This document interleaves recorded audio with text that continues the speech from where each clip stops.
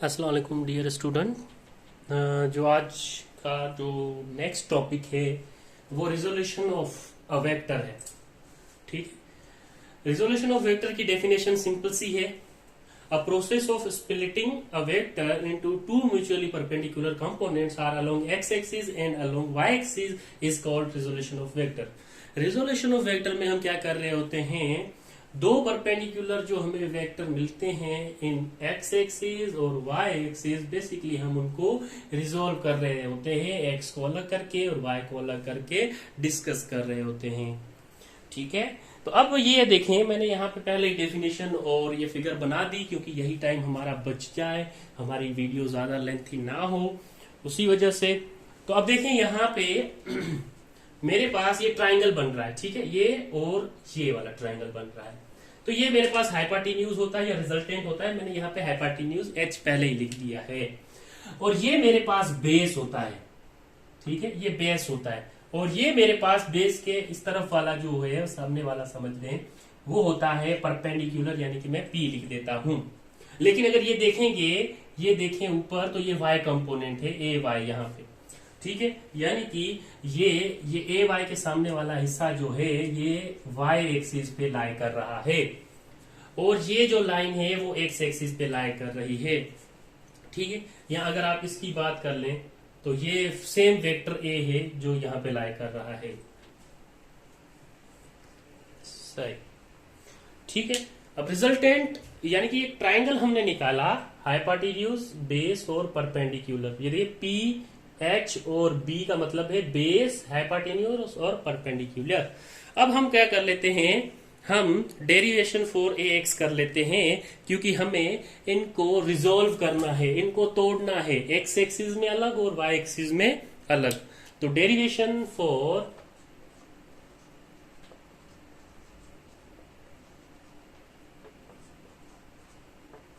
ए x,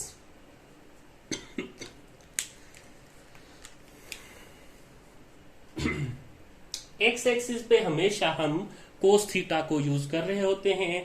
तो आप ऐसा कह सकते हैं कि यहाँ पे हम जो यूज करते हैं ए एक्स के लिए वो कोस थीटा यूज करते हैं। और कोस थीटा जो है वो बराबर होता है बेस ओवर हाइपोटेन्यूज के, बेस ओवर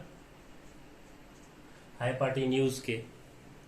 ठीक है, चले अब यहां से हम क्या करेंगे, कोस थीटा हमारे पास। अब बेस पे देखें क्या मौजूद है आपके पास, ए एक्स मौजूद है आपके पास, ए एक्स बेस पे मौजूद है। और हाइपोटेन्यूज पे क्या मौजूद है आपके पास, हाइपोटेन्यूज पे ये एच जो वेक्टर ए है, तो ए मौजूद है आपके पास। ठीक है, अब देखें देखना हमें ये है कि हमारे पास जो ये कोस 90 डिग्री है, देखना हमें ये है कि ये कोस 90 डिग्री है, वो हमें आंसर देता है 0। और कोस 0 डिग्री हमें आंसर देता है 1। ये पॉइंट भी साथ साथ आपने याद कर लेना है। ठीक है, तो यहां से देखें, अगर मैंने डेरिवेशन फॉर ए एक्स लिखा है, तो अगर मैं ए एक्स को यहां से बाहर निकालूंगा तो मेरे पास ये जो ए इधर डिवाइड हो रहा है वो इस तरफ जाके मल्टीप्लाई हो जाएगा। तो मेरे पास आ जाएगा ए कॉस थीटा। ठीक है, सिर्फ इतना सा स्टेप था। अच्छा, एक्स कंपोनेंट ये मैं थीटा 90 और थीटा 0 इस वजह से कह रहा था कि अगर एक्स कंपोनेंट की बात हो, मैक्सिमम मिनिमम की बात हो, या 100% या 0% की बात हो, तो आपको ये एंगल याद होने चाहिए कि कोस 90 हमें 0 देता है, कोस 0 डिग्री हमें 1 देता है। यानी कि कोस 90 पे हमें मिनिमम रिजल्ट मिलेगा, कोस 0 पे हमें मैक्सिमम रिजल्ट मिलेगा।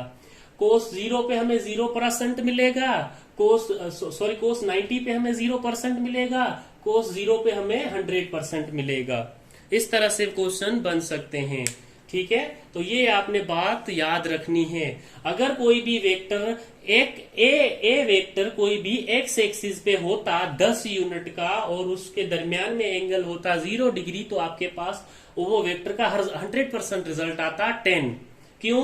क्योंकि ए अगर 10 है और 0 डिग्री पे है तो cos 0 1 होता है। आपके पास मैक्सिमम आंसर जो 10 यूनिट का वेक्टर था वही आ रहा है। अगर मैं कह देता एक्स एक्सिस पे लाई कर रहा है 10, लेकिन एंगल जो है वो 90 डिग्री है, तो फिर वो 0 हो जाता। मैन आपने ये 2 पॉइंट याद रखनी है। कहने की बात ये है। अब हम डेरिवेशन कर लेते हैं। Derivation for a Y.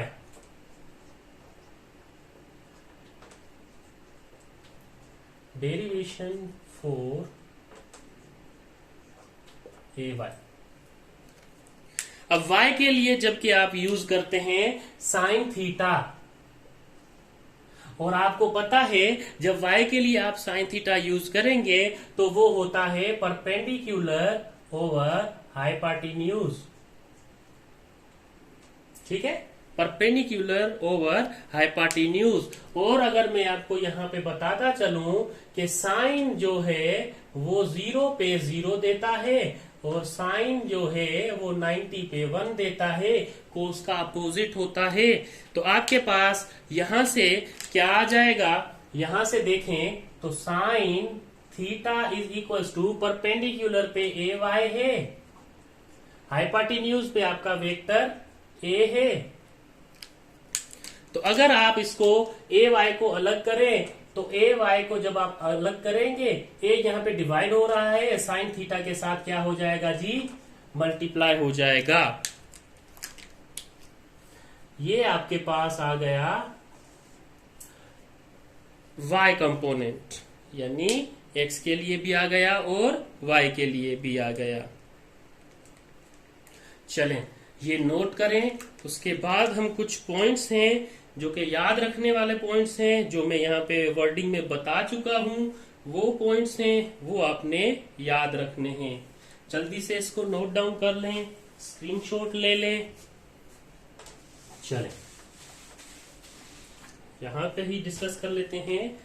क्या है पॉइंट टू रिमेंबर, या फिर लिखें की पॉइंट। अच्छा, की पॉइंट में क्या क्या लिखेंगे? पहले नंबर पे आप ये लिखें, अब ये आपने बातें भूलनी नहीं है।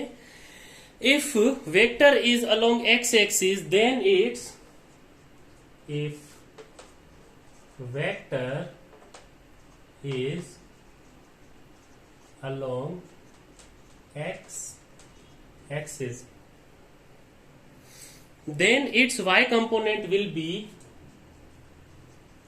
then its y component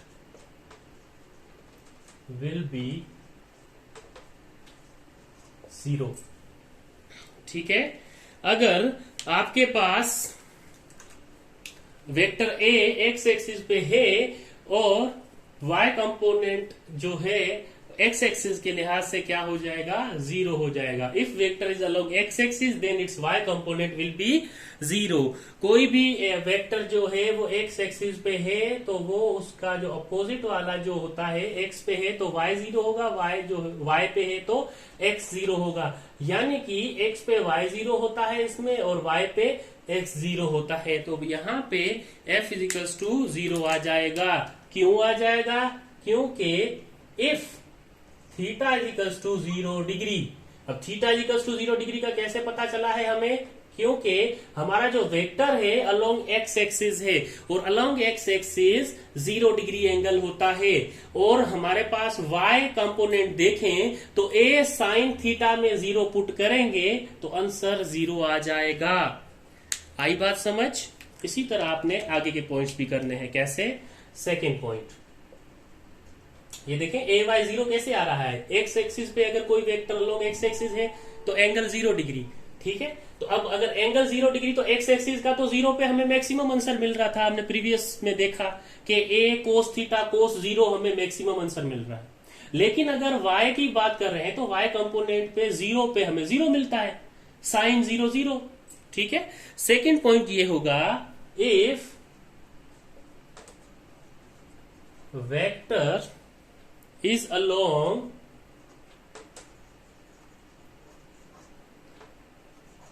y axis, then its x component will be, then its x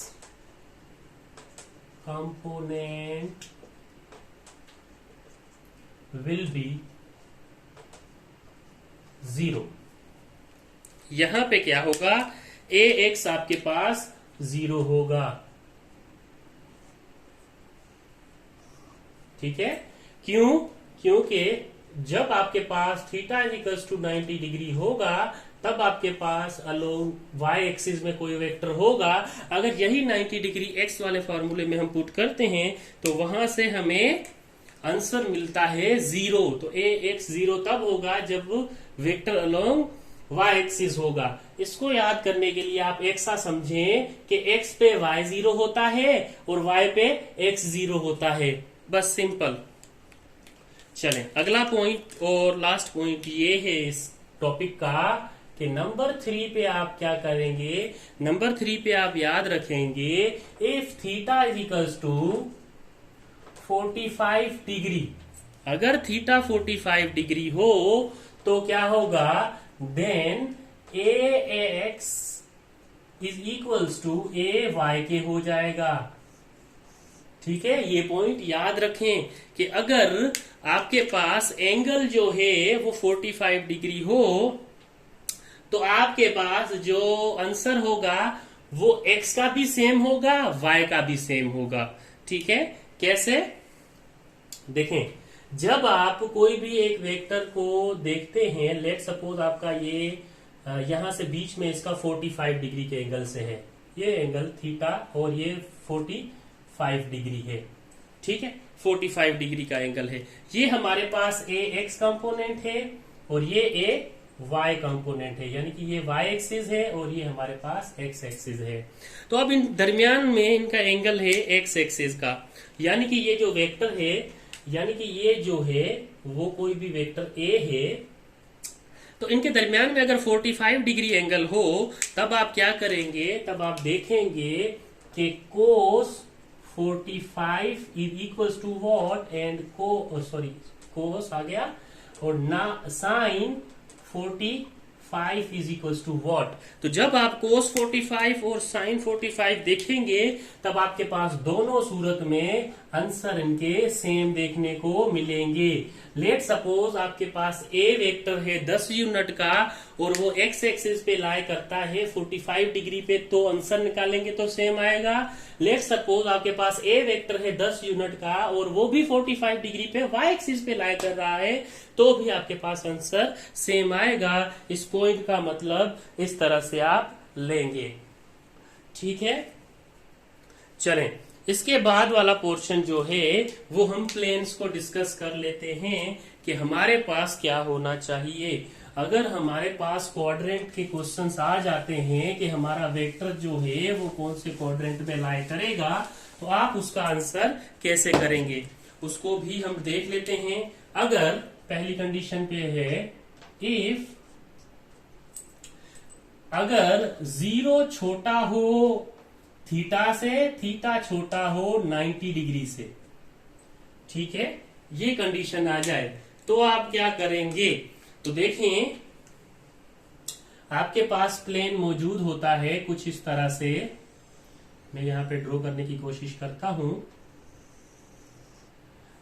आपके पास ये होता है फर्स्ट क्वाड्रेंट, ये होता है सेकंड क्वाड्रेंट, ये होता है थर्ड क्वाड्रेंट और ये होता है फोर्थ क्वाड्रेंट। ठीक है, अच्छा, मैंने यहां पे क्या लिखा है, जीरो से छोटा थीटा बड़ा, ठीक है, यानी कि जीरो छोटा थीटा बड़ा, थीटा छोटा 90 बड़ा। ठीक, अगर ऐसे समझ नहीं आता तो इस तरह से पढ़ें, zero is less than to theta, theta is less than to 90 degree. Theta जो है वो लेस देन टू 90 डिग्री है, लेस देन टू 90 डिग्री, यानी कि यहां पे कहीं पे आपका जो वेक्टर है वो लाई कर रहा होगा फर्स्ट क्वाड्रेंट में।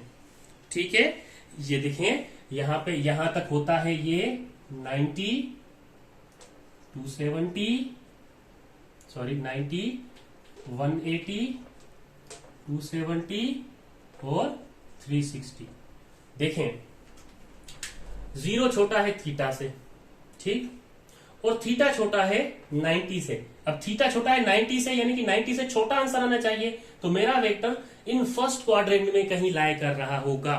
तो अगर ये स्टेटमेंट आ जाए तो आप कहेंगे ए एक्स और ए वाई जो है, इस लिहाज से आप कहेंगे ए एक्स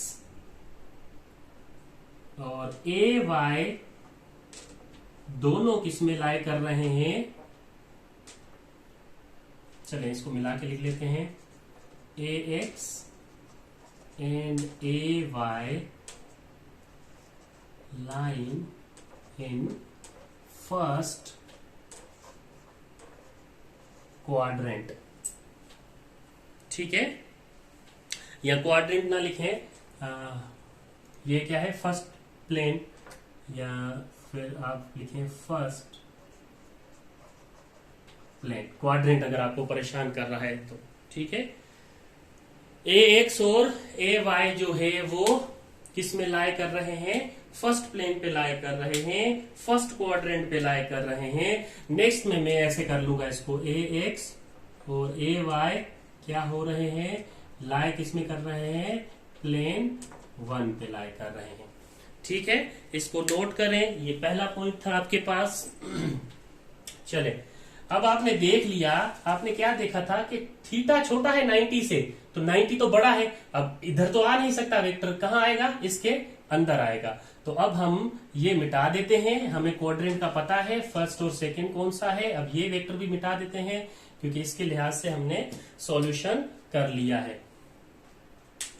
अब सेकंड क्या कहता है, सेकंड पे देखें तो क्या है, इफ 90 इज, अब यहां पे देखें, इफ ये सेकंड है, if 90 is less than to theta and less than to 180 degree.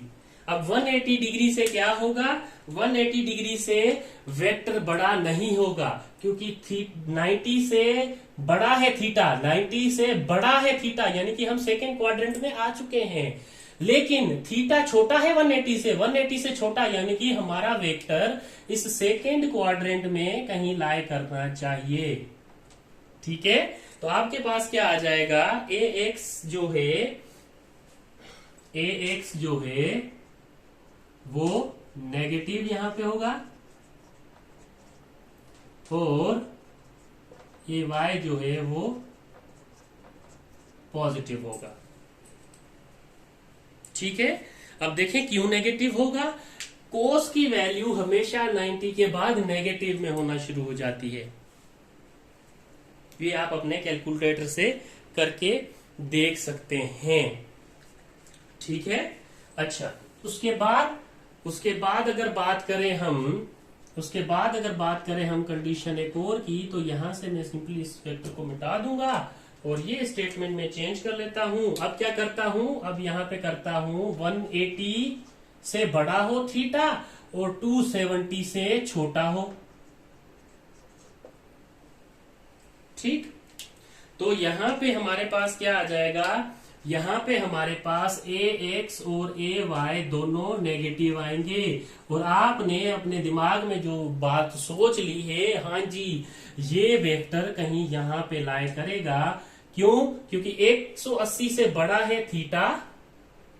ठीक है, 180 डिग्री से बड़ा है थीटा और 270 से छोटा है, 270 से छोटा है, तो वेक्टर हमारा थर्ड क्वाड्रेंट में लाई करना चाहिए। और थर्ड क्वाड्रेंट में एक्स और वाई दोनों हमें नेगेटिव मिलते हैं।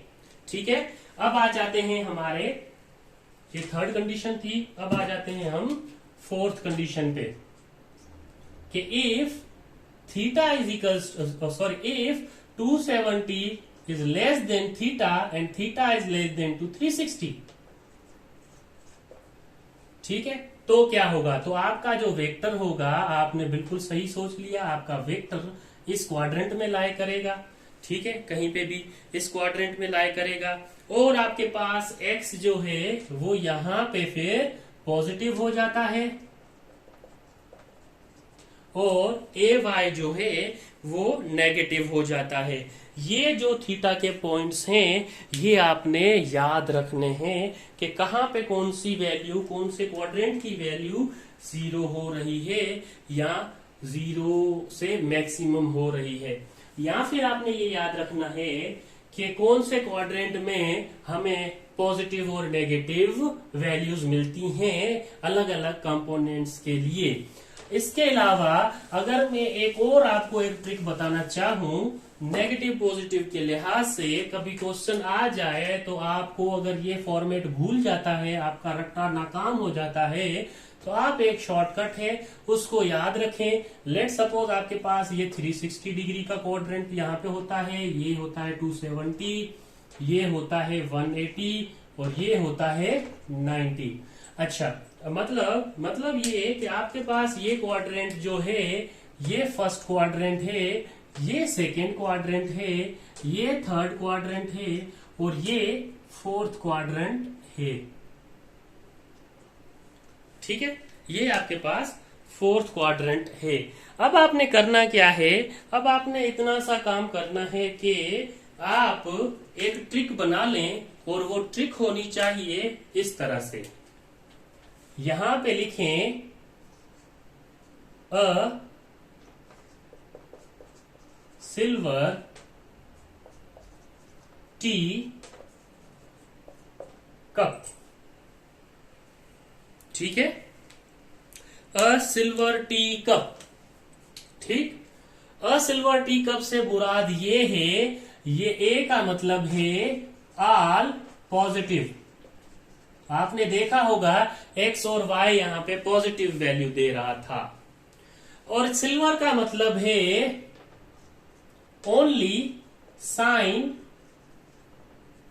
यहां पे नजर नहीं आ रहा होगा, ये सिल्वर का मतलब है, ये सिल्वर का मतलब यहां पे लिखूं तो यहां पे लिखूंगा साइन पॉजिटिव। अब साइन पॉजिटिव यानी कि एक्स वाई की वैल्यू पॉजिटिव। अब टी का मतलब है